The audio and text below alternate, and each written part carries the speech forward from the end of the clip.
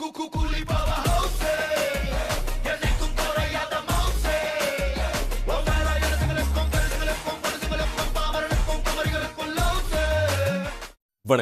இது படம் எப்படி இருக்கு? இப்போ நம்ம பார்க்க போற படம் கூலி. 2 மணி நேரம் 50 நிமிஷங்கள் டியூரேஷன்ல ஏ சர்டிஃபிகேட் வாங்கியிருக்கிற இந்த ஆக்ஷன் த்ரில்லர் படம் தமிழ், தெலுங்கு மற்றும் ஹிந்தி மொழிகளில் வெளிவந்திருக்கு. ரஜினிகாந்த், சத்யராஜ், நாகார்ஜுனா, உபேந்திரா, சௌபின் ஷாஹிர், ஸ்ருதி ஹாசன், ஆமீர் கான், ரச்சிதா ராம், பூஜா ஹெக்டே மற்றும் பலர் நடிச்சிருக்க இந்த படத்தை லோகேஷ் கனகராஜ் இயக்கியிருக்காரு. அனிருத் ரவிச்சந்தர் இந்த படத்துக்கு இசையமைச்சிருக்காரு. சிறு வயதிலிருந்து தனக்கு நிகழ்ந்த கொடுமைகளுக்கும் அநீதிக்கும் பழி தீர்க்கிற ஒரு கூலி தொழிலாளியின் போராட்டம் தான் ஒரு வரி கதை. நண்பனின் மரணத்திற்கு காரணமானவர்களை அழிக்க நாயகன் போடுற வியூகங்களும் அதுல பெரிய கடத்தல்காரர்களுடைய நெட்வொர்க் இருக்கிறத கண்டுபிடிச்சு பழி தீர்க்கிறதும் தான் கதைக்கரு. அரங்கம் அதிர விசில் பறக்க வர்ற super star intro mass. Simon என்ற தாதா அரசாங்கத்துக்கிட்ட இருந்து ஒரு துறைமுகத்தை 99 வருஷங்களுக்கு லீஸுக்கு எடுத்து கிங் பின் லாஜிஸ்டிக்ஸ் என்ற கம்பெனியை 14,000 பேரை வேலைக்கு வச்சு நடத்திட்டு வராரு. அதுல பலமான செக்யூரிட்டி காரணம், பின்புலத்துல பல கடத்தல் நடக்குது. அங்க உளவு பார்த்த அண்டர் கவர் போலீஸ் கொடூரமா கொல்லப்படுறாரு. பேரலா ஹீரோ இன்ட்ரோ ஒரு மேன்ஷன்ல கையில கசாப்பு கத்தியோட, இடையில கொஞ்சம் வசனங்கள்ல காமெடி சிதறல், வைபான குத்துப்பாட்டுன்னு ஜாலியா போகிற திரைக்கதையில திடீர்னு வருது நண்பன் சென்டிமெண்ட். தன்னுடைய நண்பன் இறந்த செய்தி கேட்டு ரஜினி இடிந்து போய் உட்கார, அதுக்கப்புறம் வர சம்பவங்களும் வசனங்களும் இன்னும் அழுத்தமா இருந்திருக்கலாம். ஸ்ருதி ஹாசன் கோவத்துக்கு என்ன காரணம், 30 வருஷமா என்ன ஆச்சு போன்ற பல கேள்விகள் எழுது.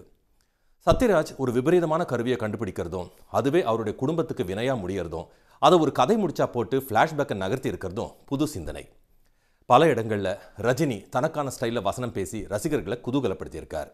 குறிப்பா அவன் உனக்கு அப்பாவா இருக்கலாம், ஆனா எனக்கு அவன் நண்பன் போன்ற வசனங்களை சொல்லலாம். துறைமுகத்துல சௌபின் ஷாஹிர் பண்ற அட்டகாசமும் வன்முறையும் தெரிக்கிற ரத்தம்னு போகிற கதையில கேப் பொண்ணுக்கு நிச்சயதார்த்தம்னு திணிக்கப்பட்ட மோனிகா பாடல் ஒரு இளைப்பாறல். அதுல பூஜா ஹெக்டேவின் நளினமான நடனத்துக்கு இடையில சௌபினின் ஆக்ரோஷ குத்து தூள் கிளப்பி இருக்கு. ஒரு குட்டி பிளாஷ்பேக்ல ஏஜிங்ல வர ரஜினி அரங்கத்தை அதிர வைக்க வா வா பக்கம் வான்னு வருது இடைவேளை. பிற்பாதியில தன்னுடைய உயிர் நண்பனை கொண்டவனை ரஜினி கண்டுபிடிச்சு பழி தீர்த்தாரா இல்லையான்றதை நோக்கி பயணிக்கிற கதையில ட்விஸ்ட் அண்ட் டர்ன்ஸோட பல முடிச்சுகள் அவிழ்க்கப்படுது.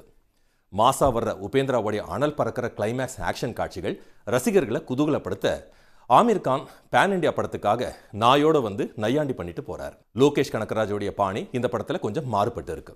ஆரம்பத்துல விலை உயர்ந்த வாட்சை கடத்துறதா சொல்லி அப்புறம் ஹார்ட்டை கடத்துறதா சொல்லி கதையை பார்வையாளர்களுக்கு கடத்த முயற்சி பண்ணியிருக்கார். ரஜினி அதே எனர்ஜி கரிஸ்மாவோட தனக்கு கொடுக்கப்பட்ட வேலையை வழக்கம் போல கம்பீரமா சிறப்பா செஞ்சு அசத்தியிருக்கார். டான்ஸ்ல வைபை அள்ளி தெளிச்சிருக்கிற ரஜினி அங்கங்க சின்ன சின்ன சில்மிஷங்கள் செஞ்சு சிரிக்கவும் வச்சிருக்கார். அவருடைய ஸ்டைலும் மாசும் வழக்கமான கிண்டலும் சிரிப்பும்னு தன்னுடைய ரசிகர்களை கட்டி போட்டிருக்காரு ரஜினி.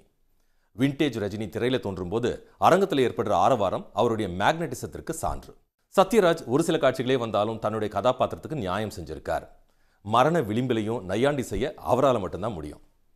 உபேந்திரா கிளைமேக்ஸ்ல ஒரு ஆக்ஷன் சீக்வன்ஸ்ல அதிரடியா வந்து பேன் இண்டியா படத்துக்கு பக்காவா பொருந்திருக்கார்.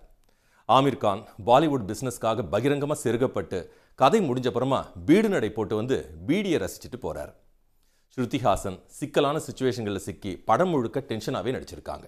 கோவப்படுற இடங்களில் சிறப்பாக நடிச்சிருந்தாலும் எதுக்கு கோவப்படுறாங்கன்னு தெளிவுபடுத்தியிருந்தா இன்னும் சிறப்பாக இருந்திருக்கும். ரச்சிதா ராம் கலங்கப்பட்ட அண்டர் கவரா அசிங்கமாக பேசி அதிரடி காட்டியிருக்காங்க. நாகார்ஜுனா வில்லன் கதாபாத்திரத்துக்கு பொருந்தி பிரமாதமாக நடிச்சிருக்காரு. ஒரு கடத்தல் கேங் லீடராக பொறுமையாக பிளான் போடுற இடங்கள்லையும் கோவப்பட்டு வெறித்தனமாக கத்தும் போதும் தன்னுடைய பங்கை சிறப்பாக செஞ்சிருக்கார். சௌபின் ஷாஹிர் ஒரு அடியாளா, ஒரு கொடூரமான கொலைக்காரனா, ஒரு அண்டர் கவர் போலீஸான்னு மட்டும் இல்லாம மோனிகா பாடல்ல செம்ம எனர்ஜியோட ஆடுற டான்ஸ் மாஸ்டர் பீஸ். கடைசியில் அவருக்கு அவ்வளோ பெரிய குழி எக்ஸாஜரேஷனின் எக்ஸ்ட்ரீம்னு சொல்லலாம். மற்ற கதாபாத்திரங்களும் சிறப்பாக நடிச்சிருக்காங்க. குறிப்பா காளி வெங்கட், சார்லி, லொல்லு சபாமாரன்னு சொல்லலாம். கிரீஷ் கங்காதரனுடைய கேமரா கோணங்களும் காட்சிக்கேற்ற கலரிங்கும் மிக பொருத்தம். உடலை உருக்குலைக்கிற பிளாஸ்மா டிஸ்இன்டகிரேஷன் காட்சியில அந்த செட்டப்பும் கிராஃபிக்ஸும் புதுமையா இருக்க, பப்ளிக் டாய்லெட்டுக்கு பின்னாடி லாக்கர், மேன்ஷன் செட், அதுல ஒரு விண்டேஜ் போன் போன்ற அரங்க அமைப்புகள் அருமை. விஎஃப்எக்ஸும் எஸ்எஃப்எக்ஸும் தரம். வசனங்களோடு கூடிய காட்சிகளுக்கு மத்தியில கட் டு பிளாக்ல கிரெடிட்ஸ் போடுறது புதுமையா இருக்கு.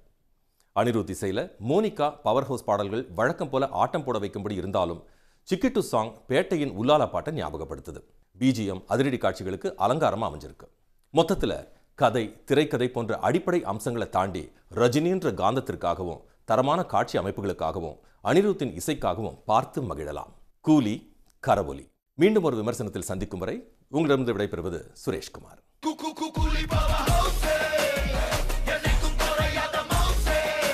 உடனுக்குடன் செய்திகளை தெரிந்து கொள்ள சன் நியூஸ் பெல் ஐகானை கிளிக் பண்ணுங்க.